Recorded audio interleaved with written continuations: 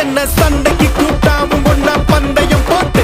நான் அம்பிய போல வந்தண்டி மன்னிப்பு கேட்டு அப்பயும் வீட்டுல கொண்டுக்க போறாங்கல்ல போலீஸ் கம்ப்ளைண்ட் முஞ்சா என்ன கூண்டுல நிப்பாட்டு நம்மளுக்கும் இருக்கு சப்போர்ட்